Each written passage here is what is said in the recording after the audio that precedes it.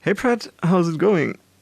Very good, thank you. And you? I'm fine too, thanks for asking. We are here with episode 3 of Fallout 4 Journal, role-playing Jizz, whatever.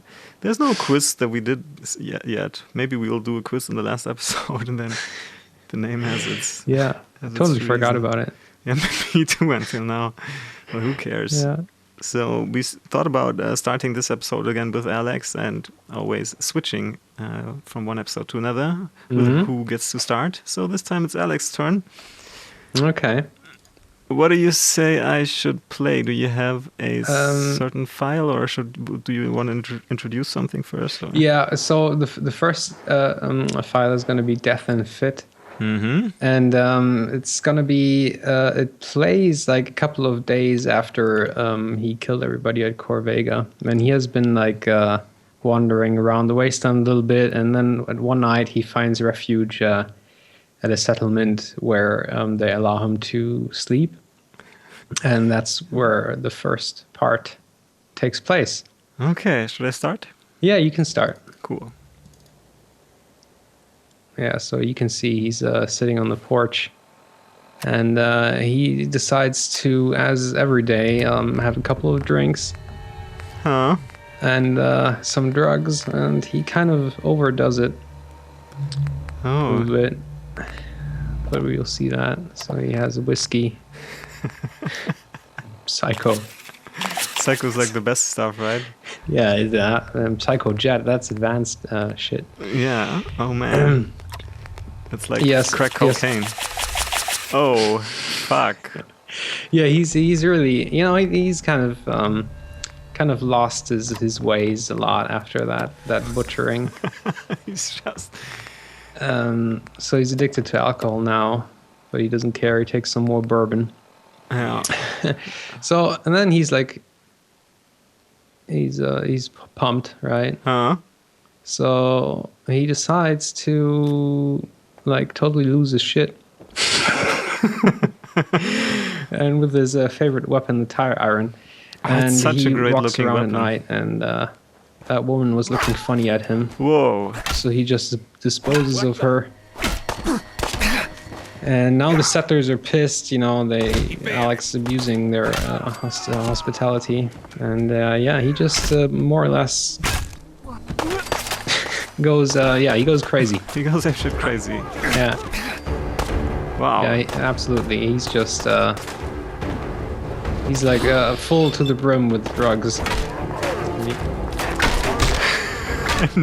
So these are people that granted him hospitality and a bed. Yes. Oh man, yeah. Yeah. Yeah. They kind of invited the devil into their home. So did he just forget who he was, where he was, and who these people were when he woke up, or? No, he has like some kind of psychosis due to all the drugs, I see. Yeah. and I think he just can't tell the difference between reality and his weird hallucinations he has. So he starts really having a fit, right? He's just going crazy and hitting stuff, and Oh, he man. thinks everybody is a Chinese soldier from the past. Yeah. And yeah, That poor settlement. That- These that's- poor it's like- settlers. yeah, the settlers are all dead now. So he runs off into the woods, Mm-hmm. and because the modern drugs they kind of don't last a long time. Mm-hmm. So the drugs start wearing off, and he's still a little dizzy from the alcohol, and he starts coming to his senses, and he sees this bridge, and he's so down now because all the drugs have left his body, Mm-hmm. his mind. He's like suffering like severe PTSD, depression. So he actually decides to kill himself. Oh. Yes, so he wants to drown himself, and because he kind of thinks he's become a monster. He failed his dad's moral ground, and that was the only thing he had left, and he thinks he lost that, so he commits suicide. Oh. That's pretty classic case. Yeah, it is. Yeah, it's like he's got nowhere. He's making no progress in this world, and with his duties he wanted to fulfill. Yeah, so he just drowns. Yeah. There he is. Another water. What a sad story. Yeah. Is this the end of Alex? Well, we'll see. Yes. Okay. Yeah, so is this the end of Alex? What is this? What a cliffhanger. Yeah, you can say next that video again. is Wake Up. Next video is Wake Up. Yeah. So it's not the end. No, it's not the end. Alex wakes up on the shore the next day. And everything's shitty, and he feels really shitty. No wonder. Yes, but he thinks that something or somebody has given him a new life. It's like the rebirth of Alex. So he walks around and he goes on a spiritual adventure. He decides to go along the railway as far as the railway will carry him. And he finds this interesting terminal. I don't know if you've seen this, but it's a cargo manifest. And it says that... can you hit the spacebar, like, quick? Oh, of course. Yeah, it's like a mystery, and Alexander tried to solve this mystery. So right at the early railroad, you come across this little station. And in the terminal, it says, when and where the cargo that's coming, where that should go. Right. And there is one really special thing. It's like the bottom one, cargo designated 000 miscellaneous, should be forwarded to the quarry, right? And notify foreman, upon further instructions. So something's fishy about this, right? So if you press space again. And Alex kind of filled his mind with this at this point.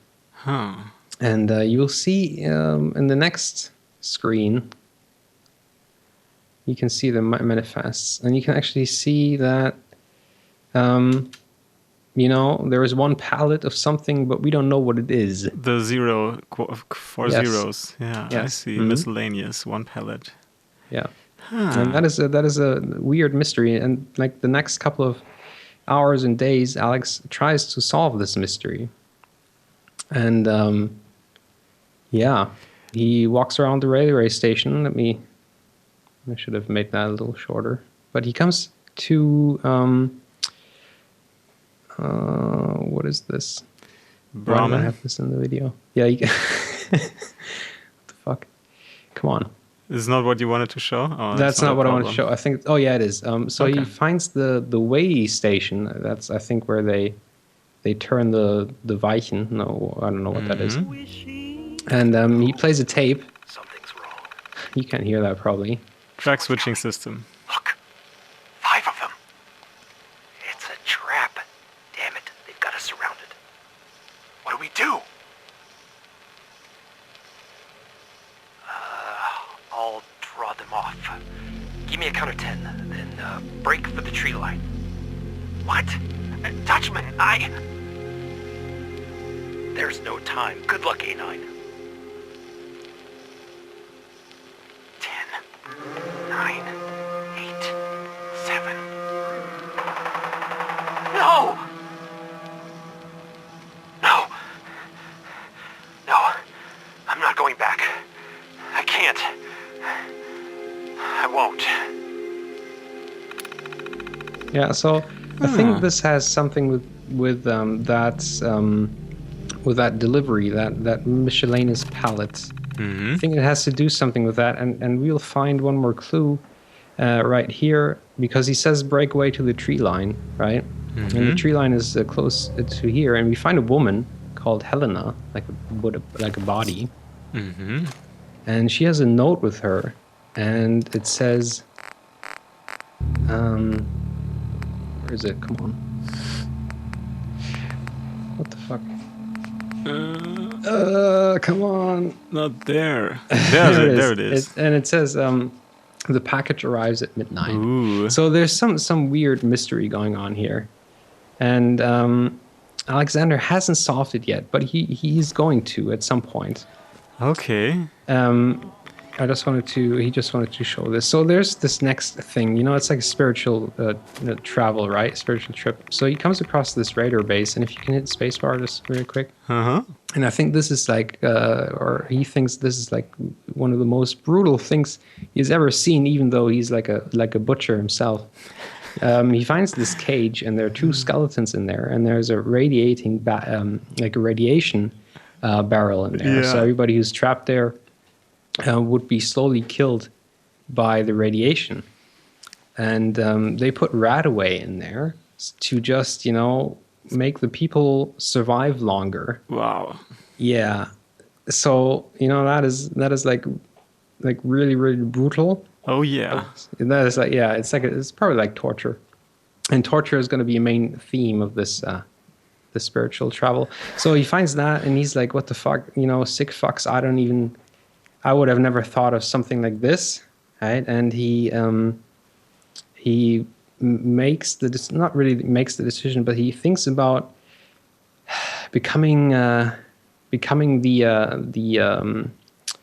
I don't know what you call it, the expression of his old dad's values. Mm-hmm. He thinks he's like, okay, this is so bad, I might have to do something about this. Whatever happened before the war, but this is like the downfall of humanity. Like really bad. So he's starting to turn around. Well, no, not really. Not It's more but- like a he still, he sees everything like black and white. Mm-hmm. It's not really that objectively that his sense of justice is actually really justice. It's just what he thinks is justice. Mm-hmm. Yeah. That makes sense in his for him. Because he can't really reflect. He only has like these old moral grounds. Mm-hmm. Yeah, but you can hit the spacebar again. Yeah, he just thought that this was like one of the most brutal things he's ever seen before. And they have a little like dog bowl where they can drink out of and stuff.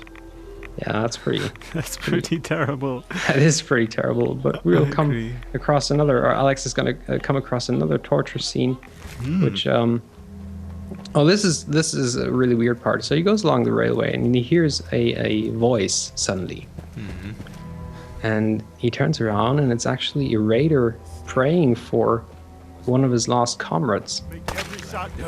Wow. Yeah. But Alex doesn't show any mercy. Not anymore.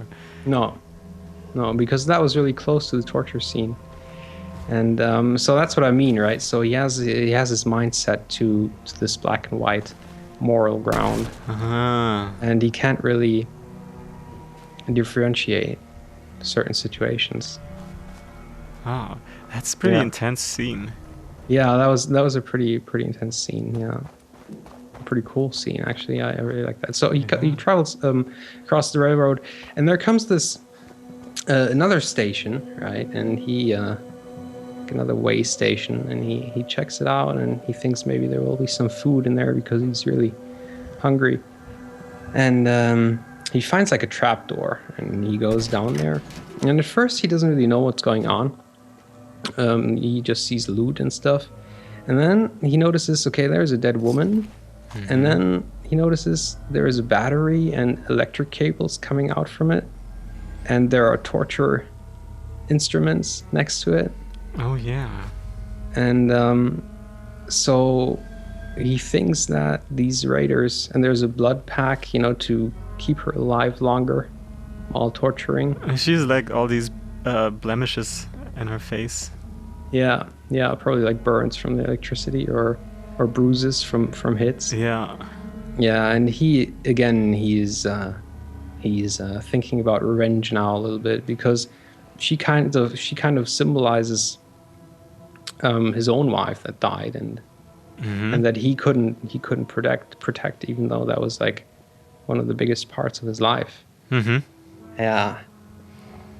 So I thought that was I thought that was a pretty brutal scene, actually, which I to become a little meta here. I didn't, you go into a room, you don't notice this kind of stuff. Yeah. And then you look around a little bit and you can see, wow, this is pretty cool. I mean, there wasn't any special loot in there, but it was just like a cool little scene. Yeah, it's all these little worthwhile little scenes that might have nothing to do with anything else, but kind of touch you sometimes. That you find. Yeah, That what keeps the game interesting for me. But that's really, that's too intense, really too intense, like thought out, cruel torture device or torture scenes, torture rooms, torture places. Yeah, and I bet there's a lot more. Yeah, that didn't come across them, but kind of fits the Raider mentality, I guess. Yeah, so, definitely. Interesting. Yeah. So the next part, I have to prepare a little bit because it's going to be the end of his railway journey, and he's come to that conclusion that I talked about before. So he has he thinks he's like come and found his inner self more or less, and now he has a plan, right, for the future. He's going to be he's going to try to force his moral views on everybody else, right? Because he thinks they're right, and that's like the only thing he believes in. So he comes at the end of his railway trip. He comes to a place where there's a weird cult kind of group, and you can start the video. The sect, right. One.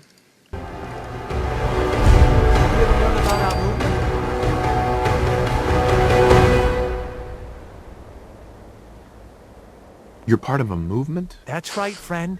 The way he It's looks. changed my life. And it can change yours. Brother James is the one you should talk to. He can fill you in with all the details. Welcome, neighbor. We're always glad to see a new face around here. Tell me something. You ever feel like this whole world is broken? Do you ever wonder why things can't be the way they were in the good old days? Yeah, so he I don't meets have this. time for this. You should make time for something this important, neighbor. Something that could change your life, and maybe the whole Commonwealth. We call ourselves the Pillars of the Community. We're a pretty new movement, so you may not have heard of us. But we're growing fast all across the Commonwealth, and you can be part of this exciting future. Step right this way, and I'll be happy to tell you all about our movement and how you can be a part of it. What's your movement all about? I'm glad you asked. Our mission is nothing less than to transform the entire Commonwealth one life at a time. Maybe you've seen pictures or heard stories about what life was like back before the Great War. Maybe you've wondered, why can't life be like that again? Well, neighbor, I'm here to tell you that it can be. What do you say?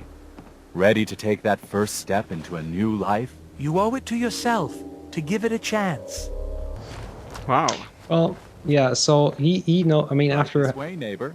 So much blood was spilled over his own spirituality, he knows this is a scam, right?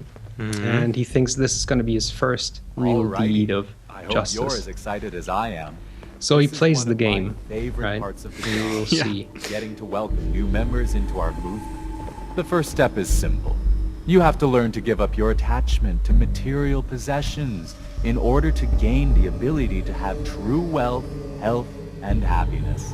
Just go ahead and give me everything you own, and I'll initiate you as a first-level pillar of the community. So Alex isn't dumb, right? So he prepares some things he will need to after he gave him all his stuff. As you can see, a couple of mines and his trusty tire iron, This is everything. and I he gives him everything. Huh? You're really going to, welcome. Oh man, this is gonna be cool. You're now officially a pillar of the community. So here's level 1. Yeah, I think I kind of skipped the dialogue here because I re-recorded it. I'm sorry about that. He just tells me this, tells Alexander this phrase he has to repeat, and then he will reach level 2 at some point. So Alex picks up his mines and he preps the scene in a little bit. So there's a bottle cap mine, and for some extra devastation, he adds a fire extinguisher on top. And he closes the door again. Nice move, Alex. Yeah, he put out some mines, right, to cut off the ways a little bit because he knows these freaks will probably rush in as soon as shit hits the fan. Oh yeah. And as you can see very shortly, this worked out really well. So the missionaries are like the guys that are in on it, right? So he kills the first missionary.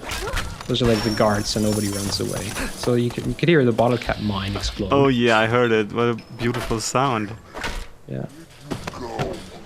Come on, sleep. Yeah. Whoa. Yeah, that was one of the mines that crippled those two guys. And those are... Nice. Yeah, and they're all dead. The mines worked really well. Oh yeah. And oh, he didn't open the door. I forgot to edit that in. It's really funny when you open the door, right, and the fire extinguisher, it actually really exploded open, so it's like inside out. Wow. And everything's dead, and all the little pieces of items that were in the room are like everywhere. It was really cool. So he was able to get his stuff back. Yes, he was able to get his stuff back. It was still where he left it with the guy. So what do these people do? They just take your stuff and then let you leave, or were they gonna kill him? There's like a room in the office, and it has like an expert lock on it. Mm-hmm. And Alexander couldn't open it because he doesn't have the skill for it. Yeah. So I don't know what's in there, but basically after walking around the cab for a while, Alexander noticed that these guys were just repeating that sentence, right, to reach level 2 all the time, but nobody was actually level 2. So it was just like a huge scam. I see. Yeah. Nothing cannibalistic or anything like that going on. That's No, what I nothing. expected. It was just like really, really dumb. At first, he thought that there were like cyborgs or like clones because everybody looked the same. They all had like a mustache. Mm-hmm. But that was just like a coincidence because like 2 of them didn't have a mustache and looked totally different. So, yeah. Wow, Alex had some interesting stuff happening to him this week. Yeah, there's one more video, and it's a really short one. Okay. And that is so he goes back to his little gas station, and he's done something. So yeah, you can start it. So Alex recruited an army of masked super vixens to live with him in his gas station. Nice. Yes, and they will be. He's gonna build the big army to bring justice to the wasteland. Can't remember the last Out of time I cleaned fingernails. Masked super vixens. Nice. And look at that. He's already gathering like power armor to take over the wasteland. That's as you can see. Pretty intimidating, actually. That's pretty intimidating, yeah. And the next thing is like 2 very epic kills I had with the missile launcher. I think it's still, there it is. And I really love this because I've never seen this. It like takes the shell away and it only has that slimy thing in the middle. I thought that was nice. I haven't seen that either. Yeah, and there are like three enemies right there, and he gets like a critical missile launcher hit, and I thought that looked really cool. The kill scene doesn't look very cool, but they all die. So that is a really powerful weapon. Fucking janky kill cam. Yeah. Awesome. Yeah. So that was it. That's amazing. That's really entertaining and cool. And quite a journey and quite an interesting future for Alex. I don't know what he's got what he's got coming for us next week, to be honest. Yeah. Could be everything from total genocide to opening up a self-help group. Yeah, don't know. You really don't know, right? Because we haven't ventured in his deep moral grounds yet. No, yeah. So we don't really know how he's going to handle certain situations. Oh, that's amazing. I'm totally impressed by Alex's week. I can't. I'm not as good as you are this week with my Berta story. Oh, you'll see about that. But I can just try to, and I can present to you what she has been done the last week. which is I already told you about it. It's her journey to Diamond City to find out where she can find Sean, her missing son. Mm-hmm. So it all started out when she went through the rubble of her old house and found this holotape. Let's take a listen. Oops. No, little fingers away. There we go. Just say it. Right there. Right there. Go ahead. Ah! Yay! Hi, honey. Listen, I don't think Sean and I need to tell you how great of a mother you are, but we're going to anyway. You were kind and loving and funny, that's right, and patient. So patient. Patience of a saint, as your mother used to say. Look, with Sean and us all being at home together, it's been an amazing year, but even so, I know our best days are yet to come. There will be changes, sure, things we'll need to adjust to. I'll rejoin the civilian workforce. You'll shake the dust off your law degree. But everything we do, no matter how hard, we do it for our family. Now say goodbye, Sean. Bye-bye. Say bye-bye. Bye, honey. We love you. So yeah, that of course touched her deeply. She hadn't had the opportunity to listen to that before. She just found that. They kind of left that, and it must have been recording that shortly before the nukes fell. Yeah, So, yeah, that was yeah. like one thing I just thought about, like how completely in denial everybody was living. Like, Right. don't you think? It's like, oh, said you'll we dust have- off your law degree and I'll get a job. And like, there's been war like 50 years on the brink of nuclear destruction. Yeah. He even said we have our best days coming. So Yeah. so it seems like they all just like illusioned themselves or lied to themselves. That's true. Yeah, that's kind of sad. So anyway, she was really deeply touched, of course, by that, and she thought to herself, "What did I do? I kind of dabbled around with these settlers and Minutemen, and I should try to find my son." So she was listening what people had to say about possible sightings of a boy, be it a baby or a little older or whatever. And Mama Murphy had something to say because I introduced it earlier, she has the sight, she can take narcotics and at least she says that she can see the future then. So let's see what she has to say. The sight can help you, kid. It always has answers. Just gotta bring me some jet so I can see what it wants to tell you.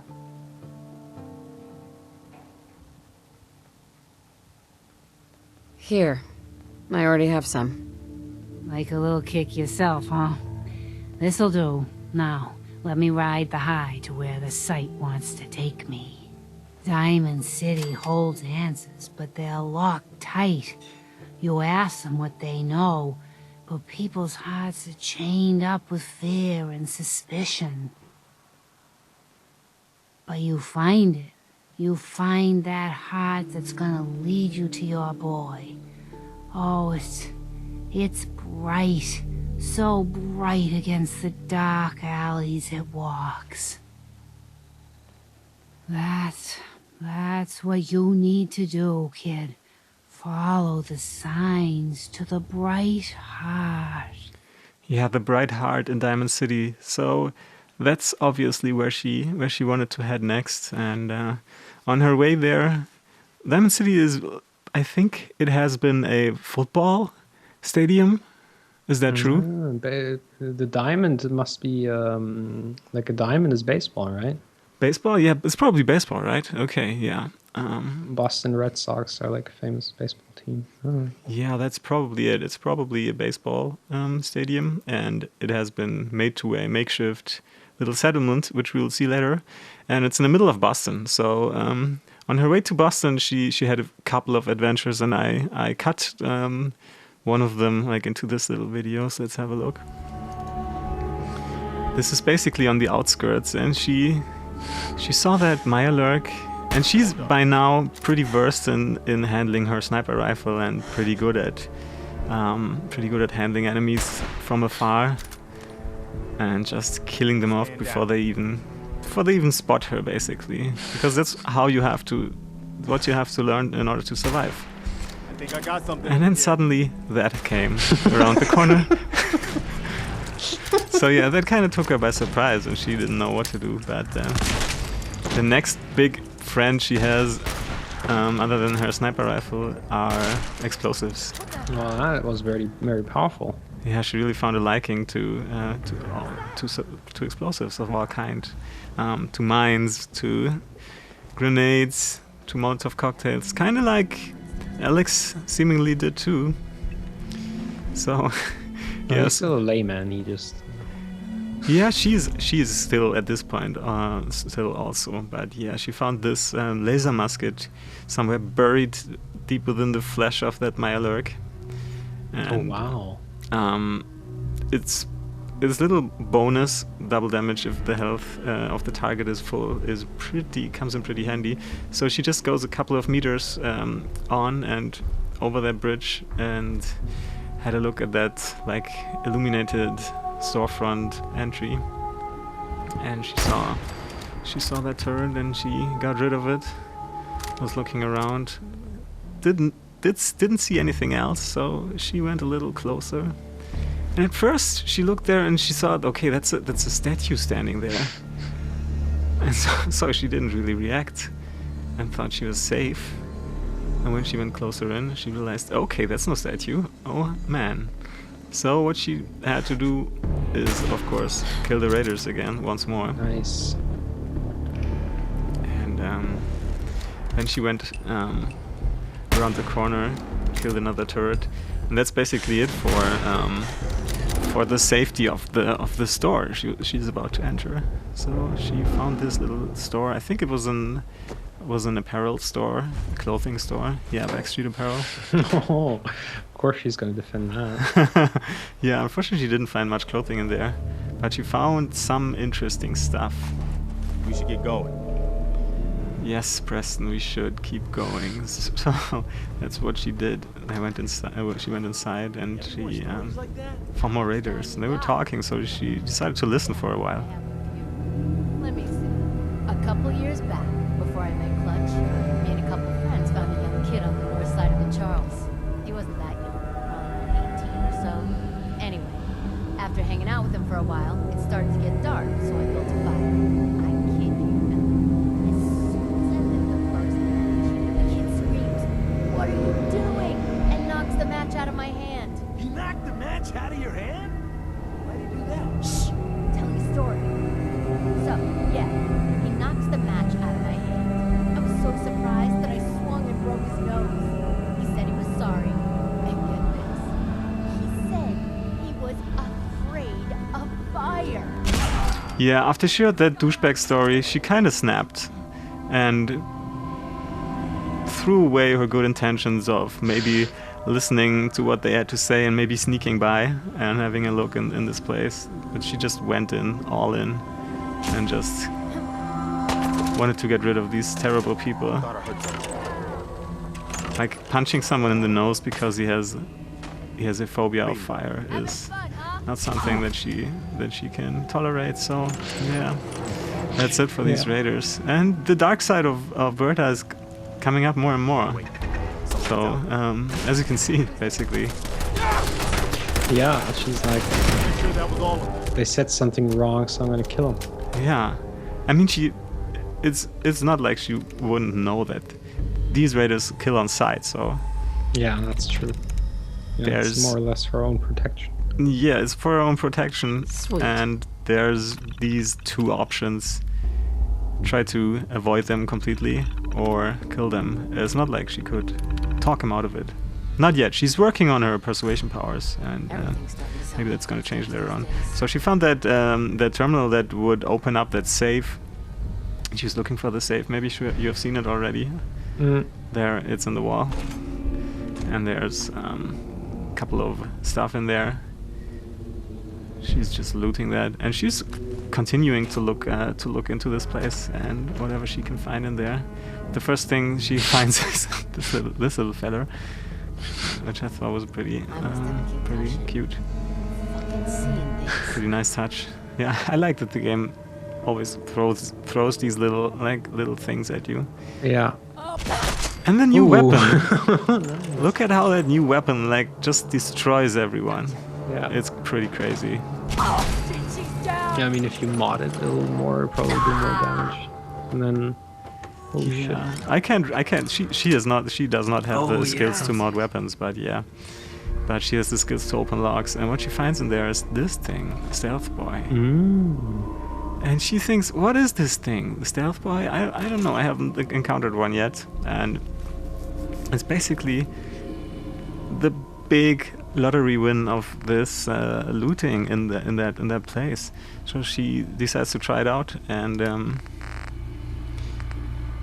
let's see what happens.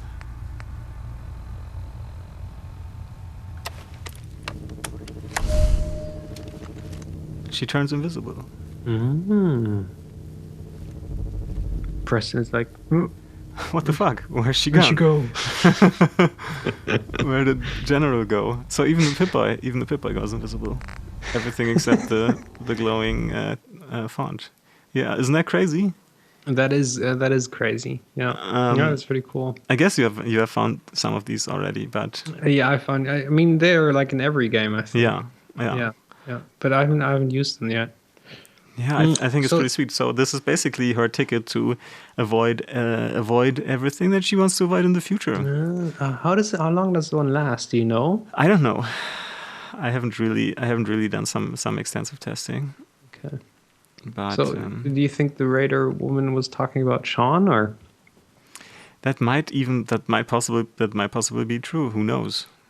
Yeah. But I mean, she said the boy was about 18 and was afraid of fire. I don't know if there wasn't really something that would indicate that the phobia of fire is something that Sean could have. I mean, yeah, only because his mother got shot when he was a child. So yeah, but that doesn't make fire. sense, right? Because it's not fire. No, and we don't know how old he is by now. Yeah, he could still be a baby. He could be 10 or 20 or 30. He could even be older. Yeah. Although, well, I think I actually know that he couldn't be older than a certain age because something that happened later on. But okay, that's at least, I don't know, 20. He could be between 0 and 30 years, something like that. Okay. So we'll find out, I think, at some point in this voyage.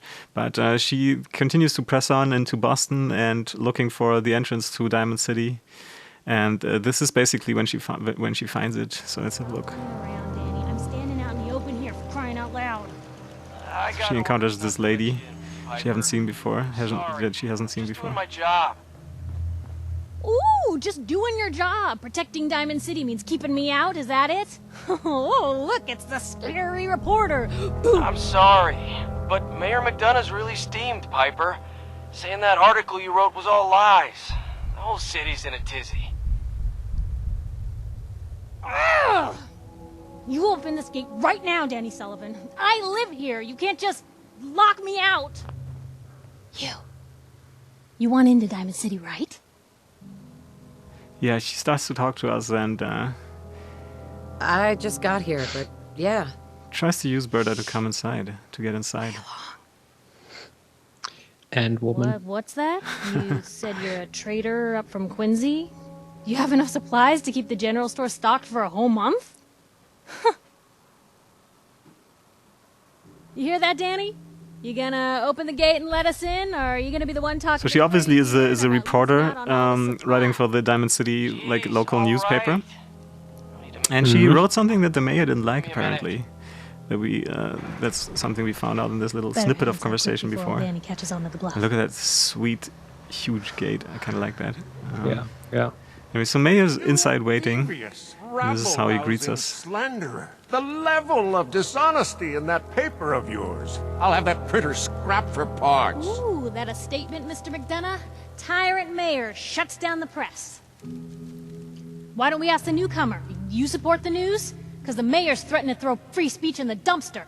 So yeah, Berta is thinking, well, I don't know these people. I don't know what they are fighting over. How should I This have a really perspective isn't when any I of my don't even know business. what's going on? Oh, So I didn't she mean tries to to bring stay you out of into it. this argument, miss. No. You look like Diamond City material. Welcome to the great green jewel of the Commonwealth. Safe, happy, a fine place to come. Spend your money. So he seems like a typical political A mayor of a great city must know everyone.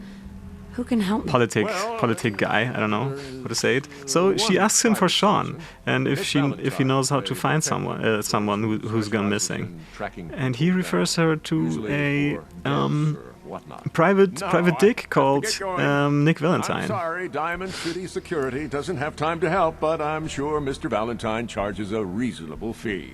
And says, of course, yeah, Diamond City Security can't help. She's pretty disappointing if you ask me, but yeah, that's the guy operating the gate. Am I right? And basically, I could totally I wasn't lying. I got a con whole him a supply little train more. coming in tomorrow. Is that right? No bull? Get a little money out of If him. that's the case, let me put a down payment on some parts for the gate. Here you go. Anyway, welcome to Diamond City and all that. Yeah, basically when you have high charisma, you can do whatever you want. You can tell the people whatever you want, they will believe you. That's pretty funny. But it leads to certain weird situations. But anyway, yeah, this is Diamond City, and I really like the look of the place. I think it's a really sweet place. Yeah. So we meet this little Papers for girl. newcomers. If the Institute grabs you in the night, at least we warned you. And she's working with the journalist lady on the paper. The Institute? You ain't heard of the Institute, lady? They snatch people up in the night and no one hears from them again. It's all in the paper. Better read up before they grab you, too. Look, I'm just gonna say it. You're a vault dweller. A jumpsuit's a dead giveaway. So here's the deal. I want an interview. Your life story in print. I think it's time Diamond City had a little outside perspective on the So yeah, she kind of has a liking for us. She wants to know what our story is, and I'll come with you. she wants to find out Back while you get used to the world above what ground. Berta's life was before and what she thinks of the situation now. So What kind of interview is this going to be?